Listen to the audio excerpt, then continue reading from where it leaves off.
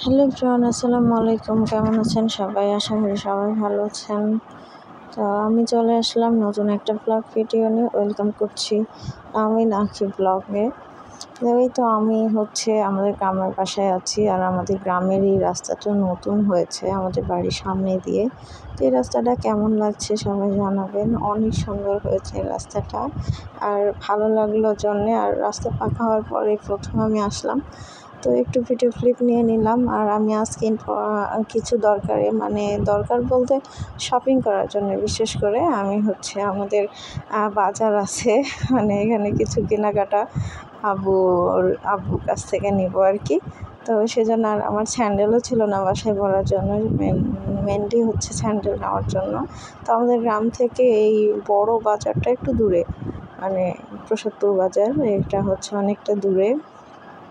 তো এখানেই সব পাওয়া যায়, আর গ্রাম্য বাজারে এত কিছু পাওয়া যায় না, এখানেই সব মার্কেট টার্গেট আর কি। তারপরে তো আমি প্রথমেই চলে গেলাম জুতার দোকানে। জুতা পছন্দ হচ্ছিল না, আর যেগুলো হচ্ছিল আমার পায়ে অনেক বড় হচ্ছিল। আমার পা এতটাই ছোট যে মাপে পছন্দ মতো জুতোই পাওয়া যায় না, আর যেগুলো পছন্দ হয় ওইগুলো আবার পায়ে হয় না। আমার এমন সমস্যা, এমনই ছোটো খাটো মানুষ, আমি কি আর বলবো। যাই হোক, কেউ খারাপ কমেন্ট করবেন না। আর এই জুতোটা আমি নিয়ে নিলাম।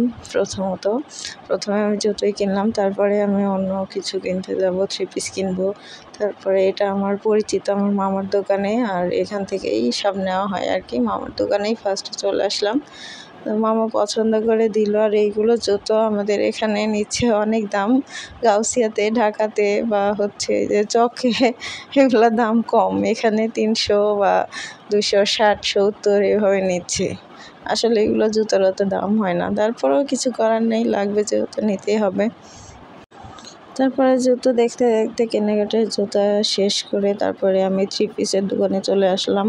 ওই মামারই আরেকটা দোকান, এটা আবার নতুন করে ডিজাইন করছে, প্রসাদপুরে রহমান দোকানের নাম। তো নামটা বলে দিলাম। যাই হোক, কেউ শপিং করলে আবার মামার এই দোকানে শপিং করতে পারেন। অনেক ভালো ভালো 3 পিস শাড়ি সবই পাওয়া যাচ্ছে। তো আমার আম্মুর জন্যও গস কাপড় নিয়ে নিলাম, আর আমি আমার বোনের জন্য 3 পিস নিয়ে নিলাম। তো 3 পিসটা দেখাতে পারছি না, ওইটার ভিডিও ক্লিপ আমার তেমন একটা নেওয়া হয়নি। তারপরেও ভিডিও লাস্টে দেখিয়ে দিব। এই তো আমি বসেছিলাম, অনেক ভিড় ছিল, তো আমি একটু পাশেই বসেছিলাম, যে ফাঁকা হলেই আমি আস্তে ধীরে মামার সাথে কথা বলে তারপর নিব, সেজন্য বসেছিলাম। আর এইগুলো পছন্দ হলো। লাস্টে আমার এক আঙ্কেলও ছিল, দর্জি আঙ্কেল সাথে ছিল, উনি মাপ বলে দিচ্ছিল। উনিও পছন্দ করলো, উনি ব্ল্যাকটা পছন্দ করেছে। তো ব্ল্যাকটা হচ্ছে না, কম কাপড়ে কম হয়ে যাচ্ছে। তো তারপরে দেখতেছিল আরও। আর আমি এদিকে একটু গরম লাগতেছিল, আর অনেক আমার প্রবলেম হচ্ছিল, ধুলাবালি, একটু বাতাস হচ্ছিল জোরে, এজন্য আমি একটু মাস্ক পরে নিচ্ছিলাম।